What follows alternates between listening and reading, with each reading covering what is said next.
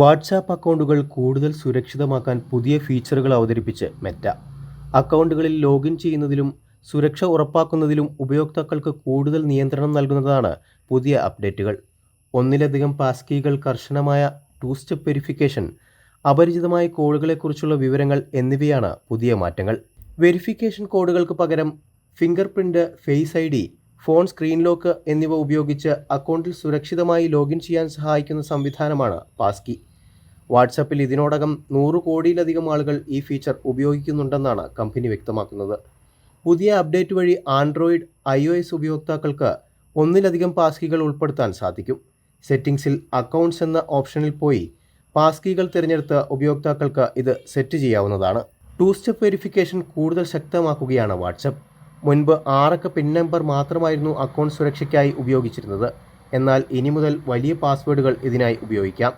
അക്ഷരങ്ങളും അക്കങ്ങളും സ്പെഷ്യൽ ക്യാരക്ടേഴ്സുമെല്ലാം ഉൾപ്പെടുത്തി പാസ്വേഡുകൾ നൽകാൻ സാധിക്കും. കോൺടാക്റ്റ് ലിസ്റ്റിൽ സേവ് ചെയ്യാത്ത നമ്പറുകളിൽ നിന്ന് വരുന്ന കോളുകളെക്കുറിച്ച് കൂടുതൽ വിവരങ്ങൾ വാട്സപ്പ് ഇനി ആൻഡ്രോയിഡ് ഉപയോക്താക്കൾക്ക് നൽകും. അപരിചിതമായ ഒരു നമ്പറിൽ നിന്നും ഫോൺ വരുമ്പോൾ ആ നമ്പർ ഏത് രാജ്യത്തു നിന്നുള്ളതാണെന്നും നിങ്ങളും വിളിക്കുന്നയാളും ഏതെങ്കിലും വാട്സപ്പ് ഗ്രൂപ്പിൽ ഒരുമിച്ചുണ്ടോ എന്നതുൾപ്പെടെയുള്ള വിവരങ്ങൾ സ്ക്രീനിൽ കാണിക്കും. കോൾ എടുക്കണോ വേണ്ടയോ എന്ന് തീരുമാനിക്കാൻ ഇത് ഉപയോക്താക്കളെ സഹായിക്കും.